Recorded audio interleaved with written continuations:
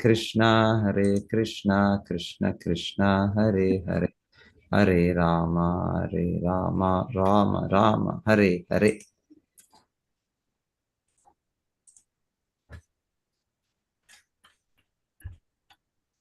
दैतेया दानव वत्सं प्रह्लादम असुरर्षभम विधाय दुहन क्षीरम अय पात्रे सुरासवम. ದ್ವಿತೀಯ ಪುತ್ರರಾದ ದೈತ್ಯರು ಮತ್ತು ದಾನವರು ತಮ್ಮ ಅಸುರ ವಂಶದಲ್ಲಿ ಹುಟ್ಟಿದ ಪ್ರಹ್ಲಾದ ಮಹಾರಾಜನನ್ನು ಕರುವನ್ನಾಗಿ ಪರಿವರ್ತಿಸಿ ಕಬ್ಬಿಣದ ಪಾತ್ರೆಗೆ ಬಗೆ ಬಗೆಯಾದ ಮದ್ಯಗಳನ್ನು ಆಸವಗಳನ್ನು ಕರೆದುಕೊಂಡರು.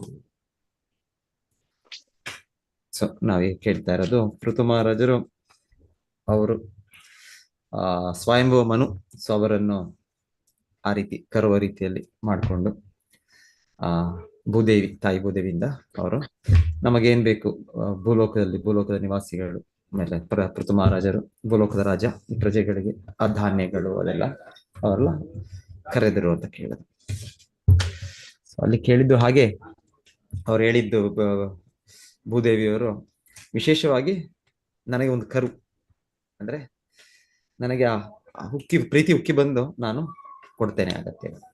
ಹಾಗೆ ಬೇರೆ ಬೇರೆ ವ್ಯಕ್ತಿಗಳು ಪೃಥು ಮಹಾರಾಜರನ್ನ ಹಿಂಬಾಲಿಸಿ ನಾವು ಕೇಳಿದ್ದು ಋಷಿಗಳು ಬೃಹಸ್ಪತಿಯನ್ನು ಹಾಗೆ ಅವರು ಕರುವಾಗಿ ಮಾಡಿ ಈಗ ಬೃಹಸ್ಪತಿಯವರೆಲ್ಲ ಎಲ್ಲ ಶುದ್ಧ ಭಕ್ತರು ಎಲ್ಲ ಕೃಷ್ಣ ಪ್ರಜ್ಞೆ ಉಳ್ಳವಂತವರು.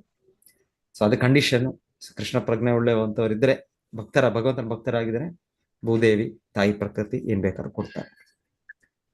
ಹಾಗೆ ಅವರು ಏನ್ ಪಡೆದ್ರು ಅವರು ಬೃಹಸ್ಪತಿನ ಇದ್ ಮಾಡ್ಕೊಂಡು ಕರು ಮಾಡ್ಕೊಂಡು ಋಷಿಮುನಿಗಳು ಅವ್ರು ಪಡೆದದ್ದು ವೇದ ಜ್ಞಾನ ವೈದಿಕ ಶಬ್ದಗಳು ದಿವ್ಯ ಕಂಪನವನ್ನು ಅವರು ಪಡೆದ್ರು ಅಂತ ಕೇಳಿದ್ರು. ನಂತರ ನಿನ್ನೆ ಕೇಳಿದ್ ನಾವು ಸೋಮರಸನ ಇವ್ರು ಪಡೆದ್ರು. ಯಾರು? ದೇವತೆಗಳು ಇಂದ್ರನನ್ನು ಕರುವನಾಗಿ ಮಾಡಿದ್ರು. ಸುರಗಣ ಎಲ್ಲ ದೇವತೆಗಳು ಅಸುರ. ಸೊ ಅವರಿಗೆ ಅವ್ರು ಪಡೆದದ್ದು ಸೋಮರಸ. ಸೊ ಆ ಸೋಮರಸನ ಅವ್ರು ಪಡೆದದ್ದು ಹೇಗೆ ನಾವು ಕೇಳಿದ್ದು ಹಿರಣ್ಮಯ ಪಾತ್ರ ಅಂತ ಕೇಳಿದ್ರು, ಬಂಗಾರದ ಪಾತ್ರೆಯಲ್ಲಿ. ಬಂಗಾರದ ಪಾತ್ರೆ. ನೆಕ್ಸ್ಟ್ ಇವತ್ತಿನ ಶ್ಲೋಕದಲ್ಲಿ ಇದನ್ನು ಅಸುರರು ಅವ್ರು ಪಡೆದದ್ದು ಹೆಂಡ, ಬೀರ್, ಲಿಕ್ಕರ್, ಸಾರಾಯ್, ವೈನ್. ಸೊ ಇದೆಲ್ಲ ಇದು ಹೇಳ್ತಾ ಇರೋದು ಅವ್ರು ಪಡೆದದ್ದು ಅಯ್ಯಪಾತ್ರ ಅಂದ್ರೆ ಕಬ್ಬಿಣದ. ಸೊ ಇದರಲ್ಲೇ ಶಿಲ ಪ್ರಭುಪಾದರು ಹೇಳ್ತಾ ಇರೋದು ಅಂದ್ರೆ ಇದು ಅಷ್ಟರಲ್ಲೇ ನಮಗೆ ಇಲ್ಲಿ ನಾವು ಅರ್ಥ ಮಾಡ್ಕೊಳ್ಬಹುದು, ಇದು ಕೆಳಮಟ್ಟದ ಪಾನೀಯ, ಇದು ಉನ್ನತ ದರ್ಜೆಯ ವ್ಯಕ್ತಿಗಳು ಸ್ವೀಕರಿಸೋದಲ್ಲ. ಸೊ ಉನ್ನತ ವ್ಯಕ್ತಿಗಳು ದೇವತಾ ಲೋಕಗಳಲ್ಲಿ ಸೋಮರಸವನ್ನು ಸ್ವೀಕರಿಸ್ತಾರೆ. ಗೀತೆಯಲ್ಲೂ ಕೃಷ್ಣ ಸೋಮರಸ ಬಗ್ಗೆ ಹೇಳ್ತಾರೆ. 9ನೇ ಅಧ್ಯಾಯ 20ನೇ ಶ್ಲೋಕದಲ್ಲಿ ಕೃಷ್ಣ ಏನ್ ಹೇಳ್ತಾರೆ ಅಂದ್ರೆ ಈ ತರ ಸೋಮರಸವನ್ನು ಏನದು 20ನೇ ಶ್ಲೋಕ, ತ್ರೈವಿದ್ಯಾ ಮಾಂ ಸೋಮಪಾ ಪೂತ ಪಾಪ ಯಜ್ಞೈರಿಷ್ಟ್ವ ಸ್ವರ್ಗತಿಂ ಪ್ರಾರ್ಥಯಂತೆ ತೇ ಪುಣ್ಯಂ ಆಸಾದ್ಯ ಸುರೇಂದ್ರ ಲೋಕಂ ಅಶ್ನತಿ ದಿವ್ಯಾನ್ ದೇವಿ ದೇವ ಭೋಗ. ಸೊ ಅಲ್ಲಿ ಭಗವಂತನು ವೇದಗಳನ್ನು ಅರ್ಥ ಮಾಡ್ಕೊಂಡವರು ಅವರು ಈ ರೀತಿ ಯಜ್ಞಗಳ ಆಚರಣೆಯಿಂದ ದೇವತಾ ಲೋಕಕ್ಕೆ ಹೋಗ್ತಾರೆ ಅಂತ ಕೂಡ ಒಂದಿರೋ ಇದು. ಆಮೇಲೆ ಸೋಮರಸವನ್ನು ಅವರು ಕುಡಿತಾರೆ ಅಂತ ಕೂಡ ಇದೆ, ಅದೊಂದು ತಯಾರಿ ಮಾಡಿ ಅವರು ಮಾಡ್ತಾರೆ. ಸೋಮರಸದ ಬಗ್ಗೆ ಇದೆ, ಗೀತೆಯಲ್ಲಿ ಕೂಡ ಇದೆ. ಎನಿವೆ, ಸೊ ಇಲ್ಲಿ ಹೇಳ್ತಾರೆ ಇದು ಸೋಮರಸ ಬೇರೆ, ಇದು ಇಲ್ಲಿರೋ ಇದು ಮದ್ಯ ಇದು ಇಲ್ಲಿ ಭೂಲೋಕದಲ್ಲೂ ಕೂಡ ನಾವು ತಯಾರಿ ಮಾಡಿಕೊಂಡು ಜನರು ಇದನ್ನ ತರದ್ದು ಬಗೆದು ಇದು ಇದು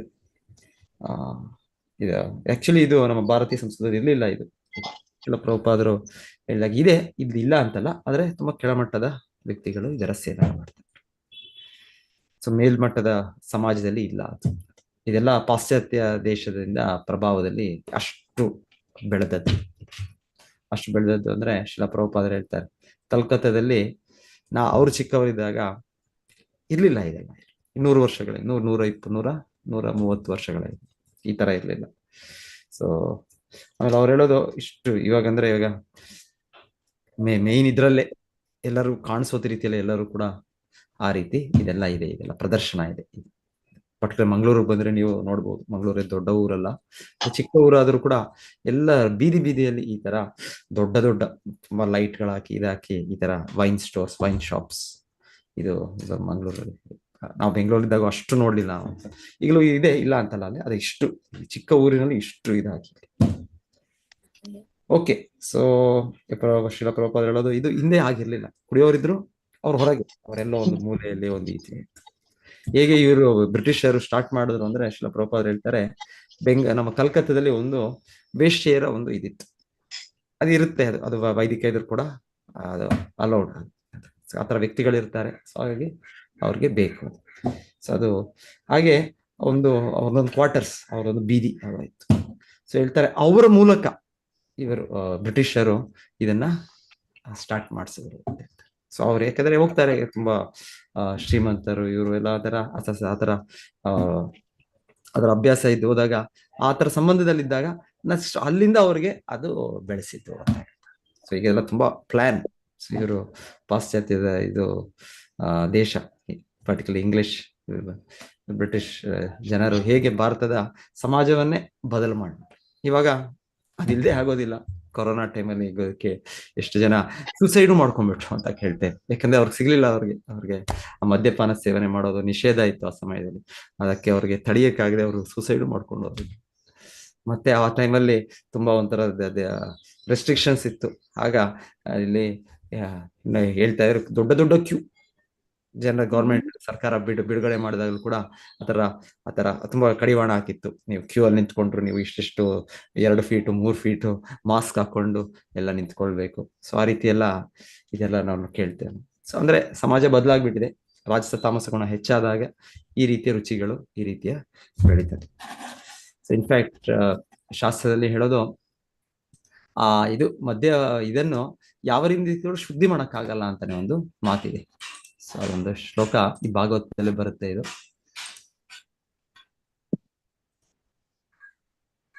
ಓಕೆ, ಇಲ್ಲಿ ಕಾಣುತ್ತೆ ಅನ್ಕೊಳ್ತೀನಿ ಎಲ್ಲರಿಗೂ. ನಾನು ಪ್ರಾಯಶ್ಚಿತ್ತಾನಿ ಚೀರ್ಣಾನಿ ನಾರಾಯಣ ಪರಾಮುಖಂ ನ ನಿಷ್ಪುಣಂತಿ ರಾಜೇಂದ್ರ ಸುರಾಕುಂಭಂ ಇವಾಪಗ. ಸೊ ಇದು 6ನೇ ಸ್ಕಂದದ 1ನೇ ಅಧ್ಯಾಯದ 18ನೇ ಶ್ಲೋಕ. ಇದರ ಅನುವಾದ ಹೀಗಿದೆ: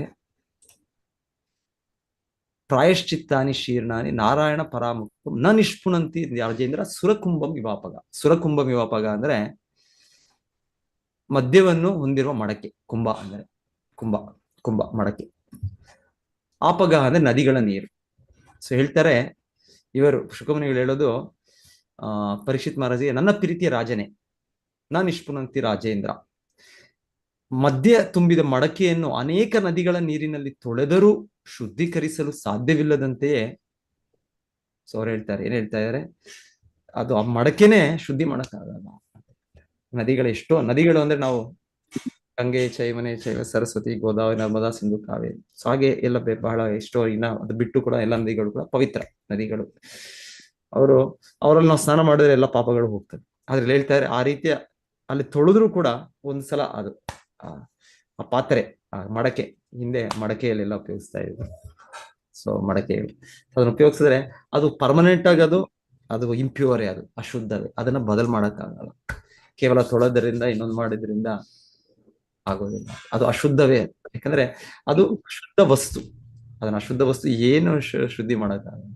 ಆ ರೀತಿ ವೈದಿಕ ಮಾತುಗಳು, ವೈದಿಕ ಹೇಳಿಕೆ. ಹಾಗೆ ಮದ್ಯ ತುಂಬಿದ ಮಡಿಕೆಯನ್ನು ಅನೇಕ ನದಿಗಳ ನೀರಿನಲ್ಲಿ, ಈ ತರ ಯಾವ್ದು ಗಂಗಾ ನದಿ, ಗಂಗಾ ನೀರು ಇಲ್ಲ ಯಮುನಾ ನೀರು ಹಾಕಿದ್ರು ತೊಳೆದರೂ ಶುದ್ಧೀಕರಿಸ. ಸೊ ಹಾಗೆ ಅವ್ರು ಹೇಳ್ತಾರೆ, ಭಕ್ತರಲ್ಲದವರು ಪ್ರಾಯಶ್ಚಿತ್ತ ಪ್ರಕ್ರಿಯೆಗಳು ಚೆನ್ನಾಗಿ ಮಾಡಿದರೂ ಸಹ ಶುದ್ಧೀಕರಿಸಲು ಸಾಧ್ಯವಿಲ್ಲ. ಯಾಕಂದ್ರೆ ಅವರು ಆ ಪ್ರಾಯಶ್ಚಿತ್ತ ವಿಧಾನ, ವೇದದ ವಿಧಾನಗಳು ಹೇಳ್ತಾ ಇರ್ತಾರೆ. ಅದರಿಂದ ಪಾಪಗಳಿಂದ ನಾವು ಮುಕ್ತರಾಗ್ಬೋದು ಅಂತ ಹೇಳ್ತಾರೆ. ಅದೆಲ್ಲ ಹೇಳೋ ಸಮಯದಲ್ಲಿ ಇವ್ರು ಹೇಳ್ತಾರೆ, ಭಕ್ತಿಯಿಂದ ಕೇವಲ ಒಬ್ಬ ವ್ಯಕ್ತಿಯ ಬದಲಾವಣೆ ಆಗುತ್ತೆ. ಕೇವಲ ಬೇರೆ ಧಾರ್ಮಿಕ ಕ್ರಿಯೆಗಳು, ಆ ಒಂದು ಪೂಜೆಗಳು, ಆ ದೇವತಾ ಆರಾಧನೆಗಳು, ಆ ದೈವ ಆರಾಧನೆಗಳು, ಅದರಿಂದ ಬದಲಾಗೋದು. ಸೊ ಎಷ್ಟೋ ಸಲ ನಾವು ಕೇಳ್ತೇವೆ, ದೈವ ಆರಾಧನೆಯಲ್ಲಿ ಈ ಕುಡಿಯೋದು ಇದು ಕೂಡ ಇದೆ, ಈ ಮದ್ಯ ಇದು ಕೂಡ ಇದೆ, ಅದಕ್ಕೆ ಆ ದೈವಕ್ಕೆ ಕೂಡಿಸ್ತಾರೆ, ಅದೆಲ್ಲ ಇದೆ. ಇದೆಲ್ಲ ತಾಮಸಿಕ ಪೂಜೆ, ಇದೆಲ್ಲ ವೈದಿಕ ವಿಧಾನ ಅಲ್ಲ, ಇದು ಶಾಸ್ತ್ರದ ವಿಧಾನ ಅಲ್ಲ, ಇದು ಭಗವದ್ಗೀತೆಯಲ್ಲಿ ನಾವು ಕೇಳೋದಿಲ್ಲ. ಇದೆಲ್ಲ ಇದರ ಒಂದು ಪ್ರೋತ್ಸಾಹವನ್ನು ಕೇಳೋದಿಲ್ಲ. ಭಗವಂತನು ಹೇಳೋದು ಊರ್ದು ಯಾಂತಿ ದೇವಾವ್ರತಾನ್ ದೇವಾನ್ ಪಿತೃನ್ ಯಾಂತಿ ಪಿತೃವ್ರತಃ ಭೂತಾನಿ ಯಾಂತಿ ಭೂತೇಜ್ಯ ಮಧ್ಯಾಜಿನೋ. ಸೊ ನೀವು ಯಾವ ಪೂಜೆಗೆ ಅಂಟಿಕೊಂಡಿದ್ದೀರಾ, ಯಾವನೋ ಅಭ್ಯಾಸ ಮಾಡ್ತೀರಾ, ಸೊ ನೀವು ಅಲ್ಲಿಗೆ ಹೋಗ್ಬೇಕಾಗತ್ತೆ. ನೀವು ಯುಧಿಷ್ಠಿರ್ ಮಹಾರಾಜರು ಕೇಳೋದು, ಅವ್ರು ಎಷ್ಟು ಶುದ್ಧ ಭಕ್ತರಾಗಿದ್ರು, ಎಲ್ಲೋ ಒಂದು ಚಿಕ್ಕ ಪಾಪ ಮಾಡಿದ್ದಕ್ಕೆ ಅವ್ರಿಗೆ ಅವ್ರಿಗೆ ಚಿಕ್ಕ ಪಾಪ ಅಂದ್ರೆ ಕೃಷ್ಣ ಹೇಳಿದ್ದು, ಚಿಕ್ಕ ಪಾಪ ಕೃಷ್ಣ ಹೇಳಿದ್ದು ಸುಳ್ಳು ಹೇಳು. ಈಗ ದುರ್ಯೋಧನ ದ್ರೋಣಾಚಾರ್ಯರಿಗೆ ಅಶ್ವತ್ಥಾಮ ಸತ್ತಿದ್ದಾನೆ ಅಂತ, ಅವಾಗ ಕೃಷ್ಣ ಅವಾಗ ಯಾರು ಯುಧಿಷ್ಠಿರ ಇಲ್ಲ ಇಲ್ಲ ಹೇಗೆ ಹೇಳಕ್ ಸಾಧ್ಯ. ಸೊ ಹಾಗೆ ಹೇಳ್ತಾರೆ ಅವರು. ಸ್ವಲ್ಪ ಹಿಂದೆ ಇಂಜರಿ ಇದರಿಂದ ಅವ್ರಿಗೆ ಒಂದು ನರಕದ ದರ್ಶನ ಆಯ್ತು ಅಂತ. ನರಕಕ್ಕೆ ಹೋಗ್ಲಿಲ್ಲ ಅವರು, ಆದ್ರೆ ಅದರ ಒಂದು ಅಲ್ಲೊಂದು ಆ ಕಷ್ಟ, ಒಂದು ಜೀವಿಗಳ ಹಿಂಸೆ ಅದನ್ನು ನೋಡ್ಬೇಕಾಯ್ತು. ನೋಡಿ ಒಂದ್ಸಲ ಒಂದು ದರ್ಶನ ಕೊಟ್ಟು ಅವ್ರು ಕರ್ಕೊಂಡು ಈಗ ನಾವು ಭಗವಂತನ ದರ್ಶನ ಮಾಡ್ತೀವಿ. ಸೊ ಹಾಗೆ ಆಮೇಲೆ ಒಂದು ಕ್ಷಣ ಮಾಡಿ ಹೋಗ್ಬಿಡ್ತೀವಿ ಒಂದೊಂದ್ಸಲ ನಾವು. ಸೊ ಆ ರೀತಿ ಅವ್ರು ಒಂದು ಕ್ಷಣ ಮಾಡಿ ಹೋಗ್ಬೇಕು. ಸೊ ಹಾಗೆ ಅದು ಬಿಟ್ಟು ನಾವು ಇತರ ಚಟುವಟಿಕೆಗಳು ಇದರಲ್ಲಿ ಭಾಗಿಯಾಗಿ ಅದರಲ್ಲಿ ನಾವು ಪ್ರೋತ್ಸಾಹಿಸಿ ನಾವು ಅದನ್ನ ಕೈಗೊಂಡು ಸೊ ಅದು ಇನ್ನೇನು ನಮಗೆ ಆಗ್ಬೋದು. ನಮ್ಗೆ ಸೊ ಸ್ವಲ್ಪ ಸಮಯ ಆದ್ರೂ ನಾವು ಆ ಪಿಶಾಚಿಗಳ ಮಧ್ಯೆ ಇರಬೇಕು, ಆ ದೇವತೆಗಳ ಮಧ್ಯೆ ಇರಬೇಕು, ಖಂಡಿತ. ಸೊ ಎನಿವೆ, ಸೊ ಇಲ್ಲಿ ಹೇಳ್ತಾ ಇರೋದು ಈ ತರ ಇದು ಎಂಡ ಮದ್ಯ, ಇದರ ಸೇವನೆ ಇದು ಕೆಳಮಟ್ಟದ ಇದನ್ನ ಸೇವನೆ ಮಾಡಬಾರದು. ಸೊ ಶಿಲಾ ಪ್ರಭುಪಾದ ನಮಗೆ ಇದನ್ನ ವರ್ಜಿಸಿದ್ದಾರೆ. 4 ನಿಯಂತ್ರಕ ತತ್ವಗಳಲ್ಲಿ ಇದನ್ನ ಸೇವನೆ ಮಾಡಬೇಡಿ ಅಂತ.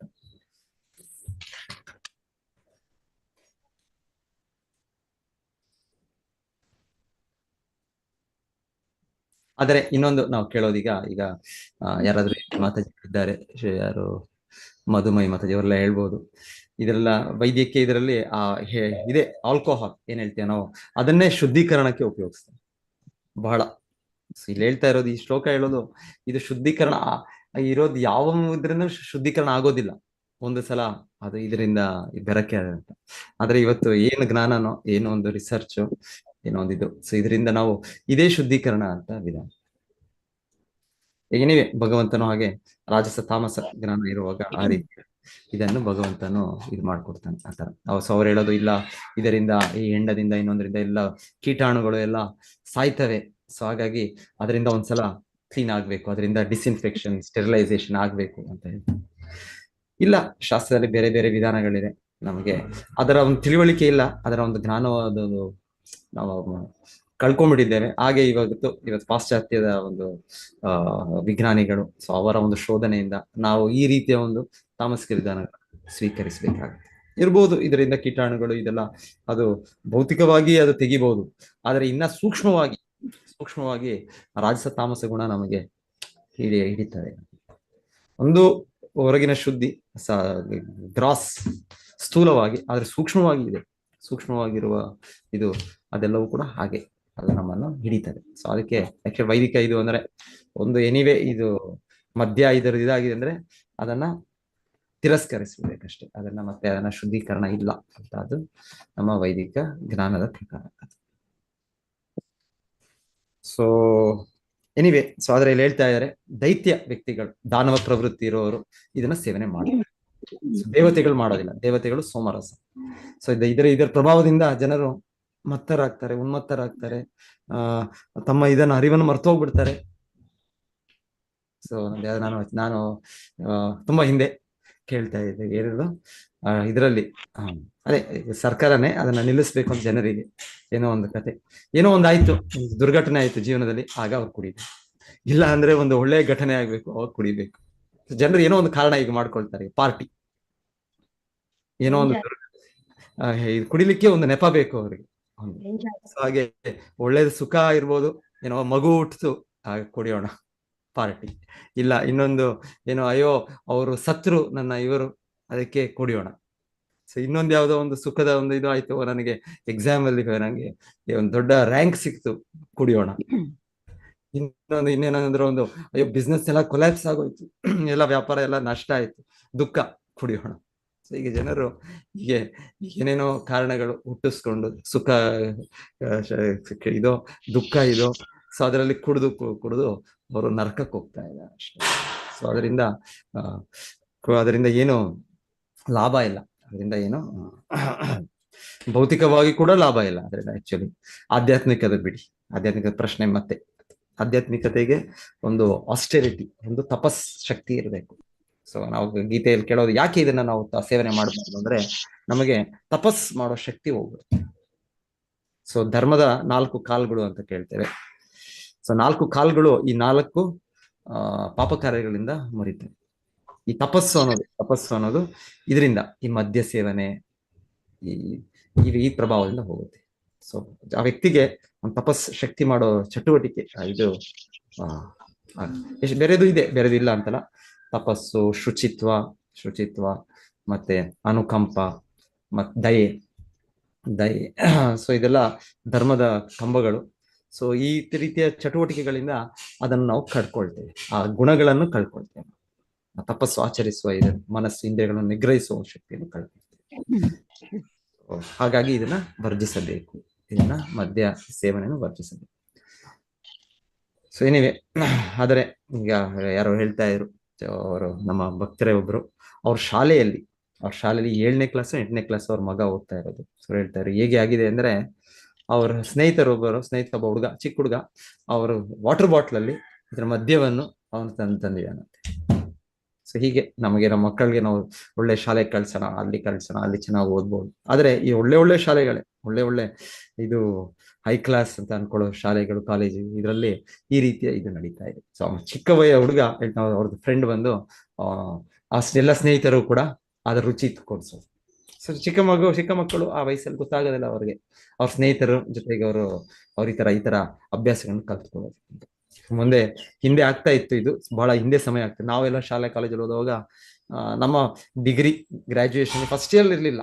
ಫಸ್ಟ್ ಇಯರ್ ಎಲ್ಲ ಹುಡುಗರು ಮನೆಯಿಂದ ಬಂದಿದ್ರು, ಎಲ್ಲ ಒಂಥರ ಬಂಗಾರದ ಮಕ್ಕಳ ತರ ಇದ್ರು ಎಲ್ಲರೂ ನಮ್ಮ ಸ್ನೇಹಿತರು.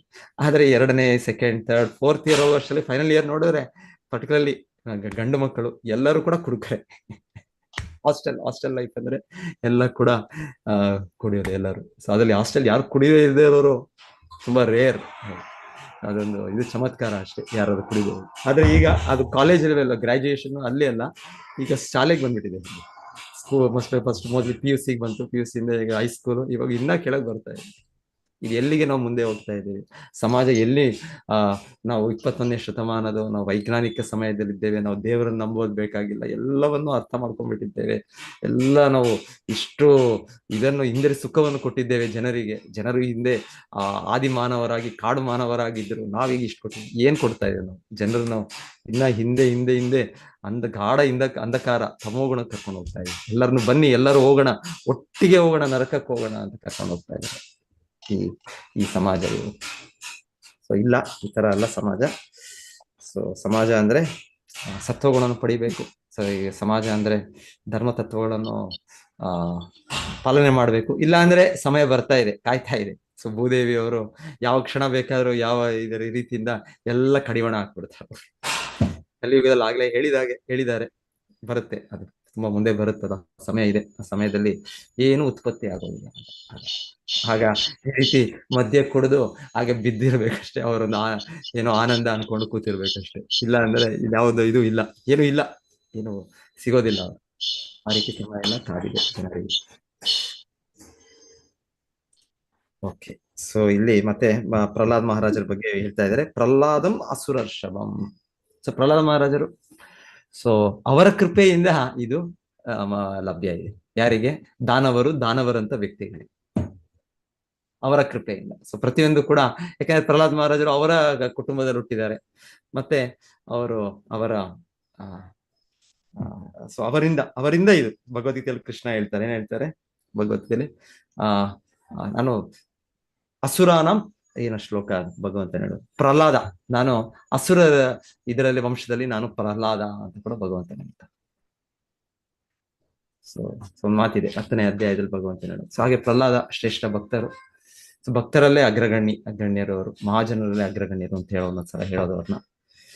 ಸೊ ಅವರು ಅವರ ಕೃಪೆಯಿಂದ, ಯಾಕಂದ್ರೆ ಅಲ್ಲಿ ಹುಟ್ಟು ಬಂದರು ಅವ್ರು. ಸೊ ಅವ್ರು ಹೇಳೋ ಒಂದು ಮಾತು ಕೂಡ ಇದೆ. ಅವ್ರು ಹೇಳೋ ಮಾತು ಏನ್ ಹೇಳ್ತಾರೆ, ಅದು ಅವ್ರು ಹೇಳ್ತಾರೆ, ಶ್ರೀ ಪ್ರಹ್ಲಾದ ಉವಾಚ ಬ್ರಹ್ಮಾದಯ ಸುರಗಣ ಮುನಯೋ ಅತ ಸಿದ್ಧಾ ಸತ್ವೈಕತಾನಗತಯೋ ವಚಸಾಂ ಪ್ರವಾಹೈ ನಾರಾಧಿತುಂ ಪುರುಗುಣೈರ್ ಅಧುನಾಪಿ ಪಿಪ್ರುಹು ಕಿಂ ತೋಷ್ಣುಮಹರ್ರತಿ ಸಮೇ ಹರಿರುಗ್ರ ಜಾತೆ.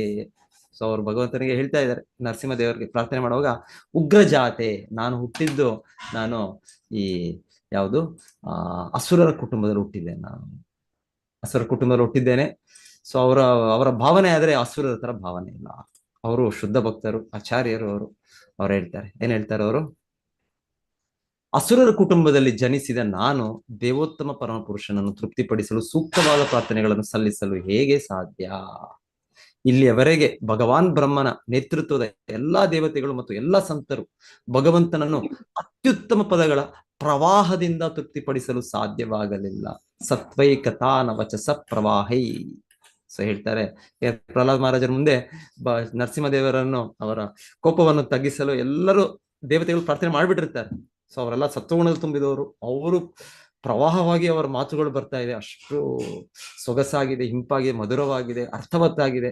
ಸೊ ಪ್ರಹ್ಲಾದ್ ಮಹಾರಾಜರು ಹೇಳ್ತಾರೆ, ಅವ್ರಿಗೆ ನಿನ್ನನ್ನು ಸಂತೃಪ್ತಿ ತೃಪ್ತಿ ಮಾಡಕ್ಕಿಲ್ಲ, ನಾನು ಹೇಗೆ ತೃಪ್ತಿ ಮಾಡ್ಲಿ, ನಾನೊಬ್ಬ ಅಸುರ, ಕಿಂ ತೋಷ್ಣ ಮಹರ್ಹತಿ ಉಗ್ರ ಜಾತೆ, ನಾನು ಅಸುರ ವಂಶದಲ್ಲಿ ಹುಟ್ಟಿದವನು.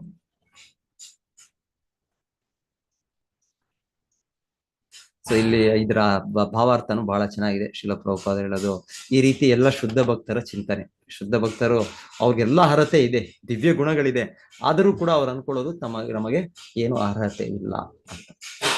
ಈಗ ನಮಗೆ ಸಪೋಸ್ ಯಾರು ಆತರ ಸನ್ನಿವೇಶ ಬಂದ್ರೆ ಏನಾಗುತ್ತೆ? ಯಾರಾದ್ರೂ ಈಗ ಪ್ರಹ್ಲಾದ್ ಮಹಾರಾಜರಿಗೆ ಕಳಿಸಿದ್ದು ಬ್ರಹ್ಮದೇವರು, ನೀನು ಹೋಗು ನರಸಿಂಹದೇವರ ಕೋಪವನ್ನು ಕಡಿಮೆ ಮಾಡು ಅಂತ. ಸೊ ಆದ್ರೆ ಇಲ್ಲಿ ಹೋಗ್ತಾ ಇದ್ದಾರೆ, ಹೋಗಿ ಪ್ರಹ್ಲಾದ್ ಮಹಾರಾಜರು ಹೇಳ್ತಾರೋ, ಅದು ಆದೇಶ ಇದೆ, ಬ್ರಹ್ಮ ಅಂತ ಒಬ್ಬ ದೊಡ್ಡ ವ್ಯಕ್ತಿ, ದೇವತೆ, ಆಚಾರ್ಯರು, ನಮ್ಮ ಪ್ರಪಿತಾಮಹ, ನಮ್ಮ ಅಜ್ಜ ಅವ್ರ ಪಿತಾಮಹ ಅವರು. ಸೊ ಅವ್ರು ಹೇಳಿದ್ರಿಂದ ಕೇಳಲೇಬೇಕು ಅವ್ರ ಮಾತು. ಸೊ ಹೋಗಿ, ಆದ್ರೆ ಇವ್ರ ಭಾವನೆ ನೋಡಿ, ಮನಸ್ಥಿತಿ ನೋಡಿ, ಅವರು ನನಗೇನು ಅರ್ಹತೆ ಇಲ್ಲ ಅಂತ ಹೇಳ್ತಾರೆ.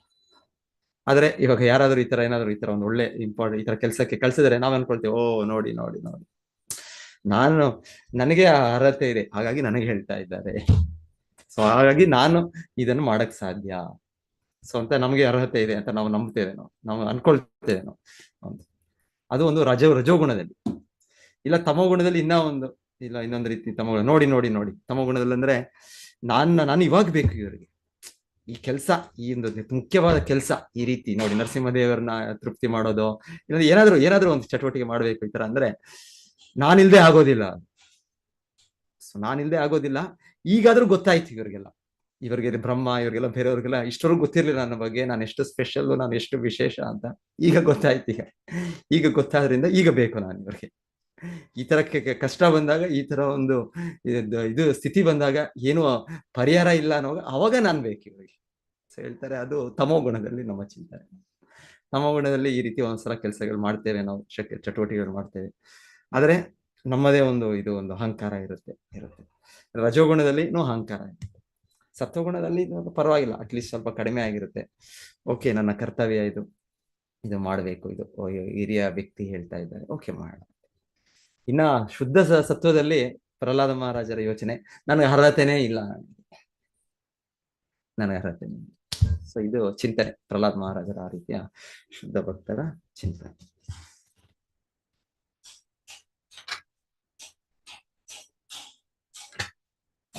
ಓಕೆ, ಇದೊಂದು ಭಾವಾರ್ಥ ಓದ್ತೀನಿ, ಚೆನ್ನಾಗಿದೆ ಪ್ರಭುಪಾದರ ಭಾವಾರ್ಥ. ಭಗವಂತನ ಸೇವೆ ಮಾಡಲು ಸಂಪೂರ್ಣವಾಗಿ ಅರ್ಹನಾದ ವೈಷ್ಣವನು ಭಗವಂತನಿಗೆ ಪ್ರಾರ್ಥನೆ ಸಲ್ಲಿಸುವಾಗಲೂ ತನ್ನನ್ನು ತಾನು ಅತ್ಯಂತ ಕೆಳಮಟ್ಟದವನೆಂದು ಭಾವಿಸುತ್ತಾನೆ. ಉದಾಹರಣೆಗೆ ಚೈತನ್ಯ ಚರಿತಾಮೃತದ ಲೇಖಕ ಕೃಷ್ಣದಾಸ ಕವಿರಾಜ ಗೋಸ್ವಾಮಿ ಹೇಳುತ್ತಾರೆ, ಜಗಾಯ್ ಮದಾಯ್ ಹೋಯ್ತೆ ಮುಯ್ಸೆ ಲಾಗಿಷ್ಟ ಅದನ್ನ ಬರುತ್ತೆ. ಸೊ ಅವ್ರು ಹೇಳ್ತಾರೆ, ಜಗಾಯ್ ಮದಾಯ್ಕಿಂತ ನಾನು ಕೆಳಗೆ, ಹೀಗಾಗಿ ಅವನು ತನ್ನನ್ನು ತಾನು ಅನರ್ಹ, ಮಲದಲ್ಲಿರುವ ಹುಳುಗಳಿಗಿಂತ ಕೀಳು. ಸೊ ಇದು ಕೃಷ್ಣದಾಸ್ ಕವಿರಾಜ್ ಗೋಸ್ವಾಮಿ ಹೇಳ್ತಾರೆ, ಚೈತನ್ಯ ಚರಿತಾಮೃತ ಬರೆದವರು. ನಾನು ಮಲದಲ್ಲಿರುವ ಹುಳುಗಿಂತ ಕೀಳು ಮತ್ತು ಜಗಾಯ್ ಮಾದಾಯಿಗಿಂತ ಹೆಚ್ಚು ಪಾಪಿ ಎಂದು ಪರಿಗಣಿಸುತ್ತಾರೆ ಶುದ್ಧ ವೈಷ್ಣವರು. ಶುದ್ಧ ವೈಷ್ಣವ ವಾಸ್ತವವಾಗಿ ತನ್ನ ಬಗ್ಗೆ ಈ ರೀತಿ ಯೋಚಿಸುತ್ತಾನೆ. ಅದೇ ರೀತಿ ಪ್ರಹ್ಲಾದ ಮಹಾರಾಜನು ಶುದ್ಧ ಶ್ರೇಷ್ಠ ವೈಷ್ಣವನಾಗಿದ್ದರು ಭಗವಂತನಿಗೆ ಪ್ರಾರ್ಥನೆ ಸಲ್ಲಿಸಲು ತಾನು ಅತ್ಯಂತ ಅನರ್ಹನೆಂದು ಭಾವಿಸಿದನು. ಮಹಾಜನ ಏನ ಗತಾಸ ಪಂಥ, ಪ್ರತಿಯೊಬ್ಬ ಶುದ್ಧ ವೈಷ್ಣವನು ಹೀಗೆ ಯೋಚಿಸಬೇಕು. ಶ್ರೀಲ ಪ್ರಭುಪಾದರು ಆಚಾರ್ಯರು ಹೇಳ್ತಾ ಇದ್ದಾರೆ. ಸೊ ನಾವು ಇದನ್ನ ಸಾಧನೆಯಾಗಿ, ನಮಗಿಲ್ಲ ಈ ತರ ಚಿಂತನೆ ಇಲ್ಲ ನಮಗೆ, ಆದ್ರೆ ಕೂಡ ನಾವು ಈ ಚಿಂತನೆಯನ್ನು ಬೆಳೆಸ್ಕೊಳ್ಬೇಕು. ನಾವು ಆ ತರ ಮನಸ್ಸನ್ನು ತರಬೇತಿ ಕೊಡ್ಬೇಕು ಮನಸ್ಸಿಗೆ. ಪ್ರತಿಯೊಬ್ಬ ಶುದ್ಧ ವೈಷ್ಣವನು ಹೀಗೆ ಯೋಚಿಸಬೇಕು. ಒಬ್ಬನು ತನ್ನ ವೈಷ್ಣವ ಅರ್ಹತೆಗಳ ಬಗ್ಗೆ ಸುಳ್ಳು ಹೆಮ್ಮೆ ಪಡಬಾರದು. ಆದ್ದರಿಂದ ಶ್ರೀ ಚೈತನ್ಯ ಮಹಾಪ್ರಭು ನಮಗೆ ಹೀಗೆ ಉಪದೇಶಿಸಿದ್ದಾರೆ. ಸೊ ಶ್ರೀ ಚೈತನ್ಯ ಮಹಾಪ್ರಭು ತೃಣಾದಪಿ ಸುನೀಚೇನ ತರೋರಪಿ ಸಹಿಷ್ಣುನ ಅಮಾನಿನ ಮಾನದೇನ ಕೀರ್ತನೆಯ ಸದಾಹರಿ. ಒಬ್ಬನು ಭಗವಂತನ ಪವಿತ್ರ ನಾಮವನ್ನು ವಿನಮ್ರವ ಮನಸ್ಸಿನಿಂದ ಜಪಿಸಬೇಕು.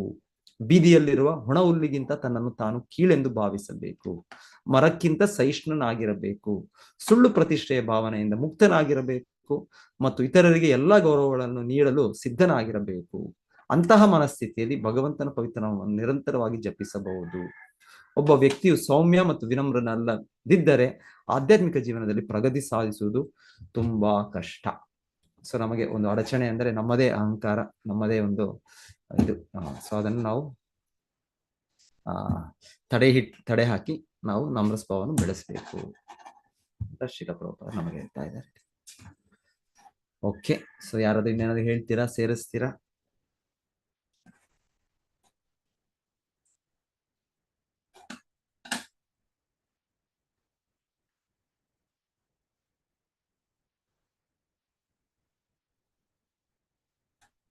ಯಾರಿಗೇನು ಇಲ್ಲ ಅಂದ್ರೆ ಇವತ್ತಿಗೆ ನಿಲ್ಲಿಸ್ತೇನೆ ನಾನು. ಪ್ರಭುಜಿ, ರಾಹು ಮತ್ತೆ ಕೇತುದು ನೋಡಿದ್ರೆ ಅವರು ಒಬ್ಬರೇ, ಅದು ತಲೆ ರುಂಡ ಕಡಿದ ಮೇಲೆ ರಾಹುಗೆ ಹಾವಿನ ಶರೀರ ಸಿಗ್ತದೆ, ಮತ್ತೆ ಕೇತುಗೆ ಆ ಮುಂಡದಕ್ಕೆ ತಲೆ ಆಗ್ತದೆ. ಪ್ರಭುಜಿ ಇಬ್ಬರು ಕೂಡ ಒಂದೇ ರಾಕ್ಷಸ, ಒಬ್ಬನೇ ಒಂದೇ ವ್ಯಕ್ತಿ ಅಂತಾನೆ. ಓಕೆ, ಒಂದೇ ವ್ಯಕ್ತಿ, ಒಂದೇ. ಸೊ ರಾಹು ತಲೆ ಯಾವ್ದು ಉಳಿತು ಅದು ರಾಹು ಆಗಿ ಅವರು ಈ ಇದರ ಸಮಯದಲ್ಲಿ ಅವರು, ಕೇತು ಅಂದ್ರೆ ಆ ದೇಹದ ಭಾಗ, ದೇಹದ ಕೆಳಗೆ. ಸೊ ಅನಂತ್ ಕುಲಕರ್ಣಿ ಪ್ರಭು ನೋಡಿ. ಸೊ ಹರೇ ಕೃಷ್ಣ ಪ್ರಭು. ಕ್ಲಿಯರ್ ಆಯ್ತು ಪ್ರಭು. ಧನ್ಯವಾದಗಳು ಪ್ರಭುಜಿ. ಮಾತಾಜಿ ಧನ್ಯವಾದ.